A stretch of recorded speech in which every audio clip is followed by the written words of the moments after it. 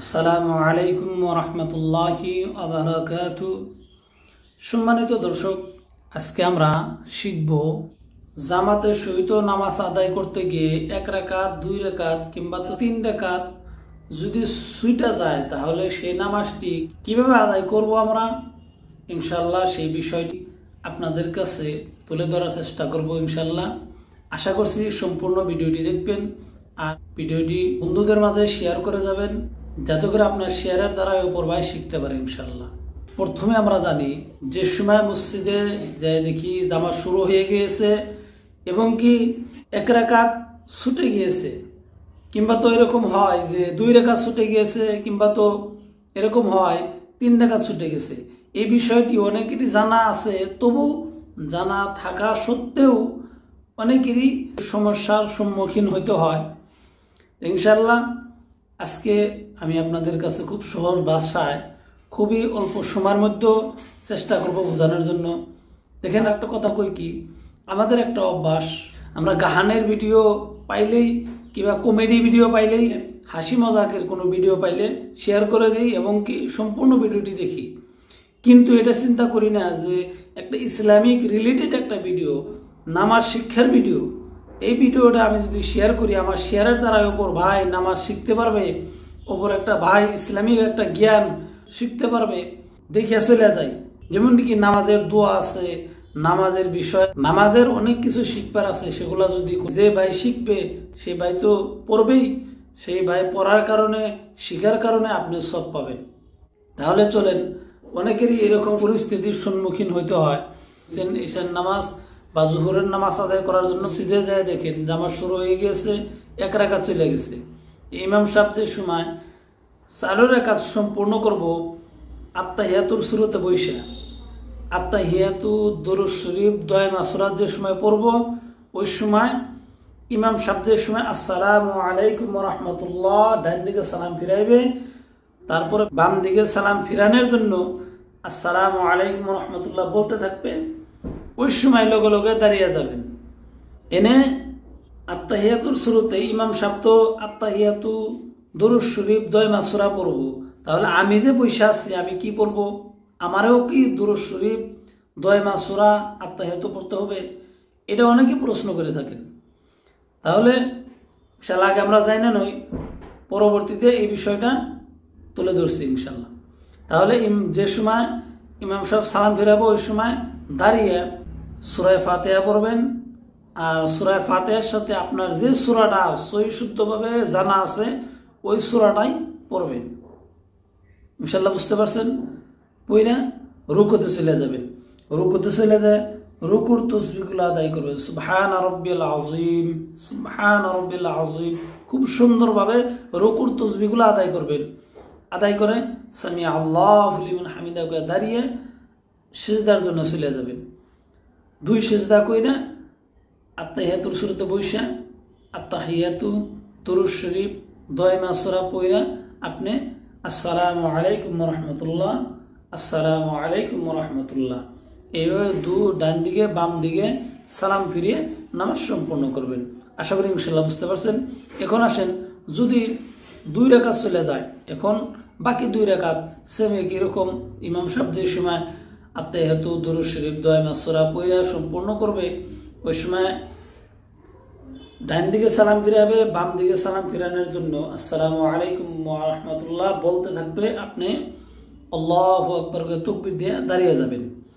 ইমাম সাহেব যে সময় বাম দিকে সালাম ফিরানোর জন্য আসসালামু আলাইকুম ওয়া রাহমাতুল্লাহ বলতে থাকবে, ওই সময় দাঁড়ানোর উদ্দেশ্য হলো যে যদি নামাজের মধ্যে ভুল হয়, ওয়াজিব যদি ছুটে যায় তাহলে সুসিজদা করতে হবে। যদি ইমাম সাহেব সুসিজদা করে তাহলে ইমাম সাহেবের সাথে আপনারও সুসিজদা করতে হবে। এই জন্যই যে সময় বাম দিকে সালাম ফিরানোর জন্য আসসালামু আলাইকুম ওয়া রাহমাতুল্লাহ বলতে থাকবে ওই সময় দাঁড়িয়ে যাইতে হবে। দাঁড়িয়ে আপনি বাকি 2 রাকাত যেরকম ভাবে প্রথম 2 রাকাত নামাজের প্রথম যে 2 রাকাত পড়তে হয় আপনার জন্য, আপনি যে সময় দাঁড়িয়ে যাবেন ওই সময় আপনার জন্য প্রথম রাকাত শুরু হয়ে যাবে। আপনি সূরা ফাতিহা পড়বেন, সূরা ফাতিহার সাথে অন্য একটা সূরা, যে সূরাটা আপনার সুবিশুদ্ধভাবে জানা আছে ওই সূরাটা পড়বেন। পড়ার পরে রুকুতে চলে যাবেন, সুন্দরভাবে রুকু করবেন। রুকু করে রুকুর থেকে দাঁড়িয়ে আবার সিজদার জন্য চলে যাবেন। তাকবীর দিয়ে সিজদার জন্য চলে যাবেন। সিজদা আল্লাহু আকবার কে এক সিজদা দিলেন, আবার আল্লাহু আকবার কে বসলেন, আবার আল্লাহু আকবার কে দ্বিতীয় সিজদা করলেন। দ্বিতীয় সিজদা করে এখানে বসা যাবে না, সরাসরি আল্লাহু আকবার কে দাঁড়িয়ে যাবেন। দাঁড়িয়ে আবার সূরা ফাতিহা পড়বেন। সূরা ফাতিহার সাথে অন্য আরেকটা সূরা মিলাইবেন, মিলিয়ে রুকুতে চলে যাবেন। রুকুর তাসবিহগুলো আদায় করে রুকুর থেকে দাঁড়িয়ে আবার তাকবীর দিয়ে আল্লাহু আকবার করে সিজদার জন্য চলে যাবেন। সিজদায় গিয়ে সিজদার তাসবিহ আদায় করবেন। আদায় করে দ্বিতীয় সিজদার জন্য আল্লাহু আকবার করে বসবেন। বসে আবার দ্বিতীয় সিজদার জন্য চলে যাবেন। এইভাবে দুই সিজদা করার পরে আল্লাহু আকবার করে আত্তাহিয়াতুর শুরুতে বসবেন। আর যেহেতু আপনার 2 রাকাত হয়ে গেল, কমপ্লিট হয়েছে, আত্তাহিয়াতু দুরূদ শরীফ দয়মা সূরা পড়া ডান দিকে বাম দিকে সালাম ফিরিয়ে নামাজ সম্পূর্ণ করবেন। এইভাবে 2 রাকাত ছুটে গেলে পড়বেন। এখন আসেন 3 রাকাত যদি ছুটে যায়, চতুর্থ নম্বর রাকাতে গিয়ে হাজির হয়েছেন, তাহলে 3 রাকাত আপনি কিভাবে আদায় করবেন? এই 3 রাকাতের মধ্যে আইসা অনেকেরই পাজল লাগে, অনেকেই এই 3 রাকাতের মধ্যে আইসা একটা পরিস্থিতির সম্মুখীন হইতে হয়। তাহলে এই 3 রাকাতই এইভাবে আদায় করবেন। ইমাম সাহেব যে সময় ডান দিকে সালাম ফিরাবে, বাম দিকে সালাম ফিরানোর জন্য আসসালামু আলাইকুম ওয়া রাহমাতুল্লাহ বলতে থাকবে, আপনি সরাসরি আল্লাহু আকবার করে তাকবীর দিয়ে দাঁড়িয়ে যাবেন। অনেকেরই প্রশ্ন থাকতে পারে, যে প্রশ্ন আসে যে আমি তো চতুর্থ নম্বর রাকাত গিয়ে জামাতের সাথে শরীক হইলাম, তাহলে আমরা তো জানতাম যে 4 রাকাত ফরজ নামাজের মধ্যে পরের যে 2 রাকাত নামাজ পড়তে হয়, এই পরের 2 রাকাতের মধ্যে শুধুমাত্র সূরা ফাতিহা পড়তে হয়, শুধুমাত্র সূরা ফাতিহা পড়তে হয়। তাহলে আমি তো শুধুমাত্র সূরা ফাতিহা ওয়ালা 1 রাকাত পাইছি, তাহলে তো আমার দাঁড়িয়ে সূরা ফাতিহা পড়তে লাগে। এখানে অনেকেরই এই সন্দেহের মধ্যে পড়ে যে সূরা ফাতিহা পড়েন। তাহলে শুনেন, যতক্ষণ পর্যন্ত আপনি ইমামের সাথে শরীক আছেন, ইমামের সাথে নামাজ আদায় করতেছেন, ততক্ষণ পর্যন্ত আপনি ইমামের ইত্তেবা করে আছেন। ইমামে যেভাবে করবো সেভাবে করতে হবে। যে সময় নাকি ইমাম সাহেব সালাম ফিরাইব আপনি দাঁড়িয়ে গেলেন, ওই সময় আপনি নিজের ইখতিয়ারে এসে গেলো, আপনি ইমামের থেকে আলাদা হয়ে গেলেন। তাহলে ওই সময় আপনি একলা একলা নামাজ পড়লে যেরকম হয়, যে আপনি একলা পড়লেন, আরম্ভ করলেন, তাহলে আপনার জন্য আপনার প্রথম রাকাত শুরু হয়ে গেল, আপনার জন্য আপনার প্রথম রাকাত শুরু হয়ে গেল। কারণ আপনি একা একা নামাজ আরম্ভ করে দিলেন, ইমামের থেকে আলাদা হয়ে গেলেন। তাহলে আপনার যদি প্রথম রাকাত শুরু হয়, তাহলে আপনার কি করতে হবে? প্রথম যে 2 রাকাত পড়তে হয়, সূরা ফাতিহার সাথে অন্য সূরা মিলিয়ে পড়তে হয়, সেই 2 রাকাত আদায় করতে হবে প্রথমে। আশা করি ইনশাআল্লাহ বুঝতে পারছেন। তাহলে দাঁড়িয়ে আপনি সূরা ফাতিহা পড়বেন, সূরা ফাতিহার সাথে অন্য আরেকটা সূরা মিলাইবেন, সূরা ফাতিহার সাথে অন্য আরেকটা সূরা মিলাইবেন, মিলিয়ে রুকু করবেন। রুকুর থেকে দাঁড়িয়ে সিজদার জন্য চলে যাবেন, সিজদা করে ওখানে বসবেন, 1 রাকাত পড়ে বসবেন। বসে আত্তাহিয়াতু পড়বেন, আত্তাহিয়াতু পড়ে সরাসরি আল্লাহু আকবার করে দাঁড়িয়ে যাবেন।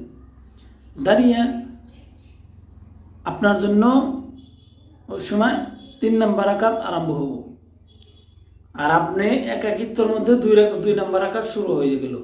তাহলে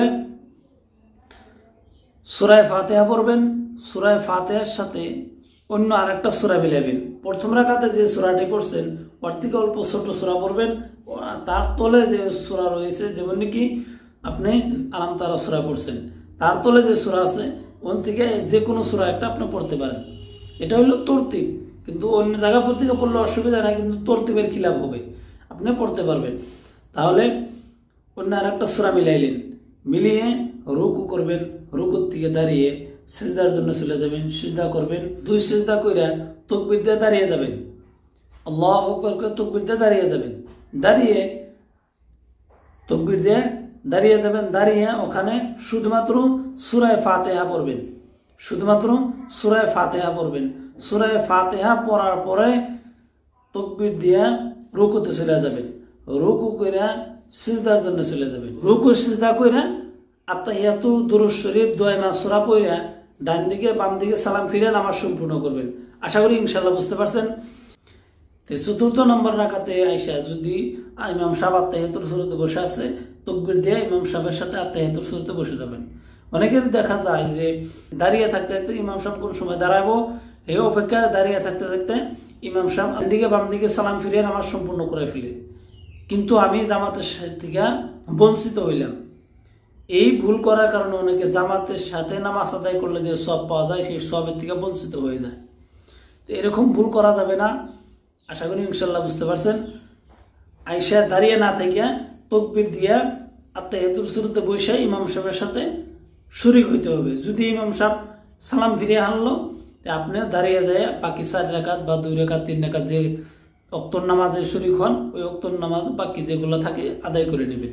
তাহলে এখন আসেন যে বিষয়টা আমি প্রথমে বলে দিছিলাম, যে ইমাম সাহেব যে সময় আত্তাহিয়াতুর সুরতে বসবো ওই সময় কি আমারও আত্তাহিয়াতু দুরূদ শরীফ দোয়া মাসুরা পড়তে হবে?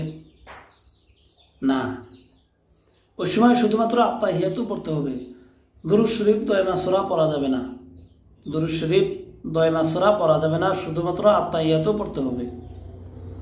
আত্তাহিয়াতুটা এরকম ধীরে স্থিরে একদম ইতমিনানের সাথে লাহে পড়তে থাকতে যাতে আপনার পড়তে পড়তে ইমাম সাহেবের দুরূদ শরীফ দোয়া মাসুরা সম্পূর্ণ হয়ে যায়। বা আপনি এরকম লাহে পড়তেছেন, পড়া শেষ হয়েছে, চুপচাপ বসে থাকেন। তারপরে যে সময় ইমাম সাহেব সালাম ফিরাইব ওই সময় দাঁড়িয়ে যায় বাকি নামাজগুলো আদায় করবেন। আশা করি ইনশাল্লাহ বুঝতে পারছেন। এইভাবে আমরা যদি শিখি ইনশাল্লাহ অনেকেরই বুঝে আসবো, শিখতে পারবো। যদি কিবা নামাজের বিষয় জানার প্রয়োজন থাকে মনে করেন, ইনশাল্লাহ কমেন্টের মাধ্যমে জানাবেন। আমি যতটুকু পারি ইনশাল্লাহ আপনাদেরকে বলে দেওয়ার জন্য চেষ্টা করব।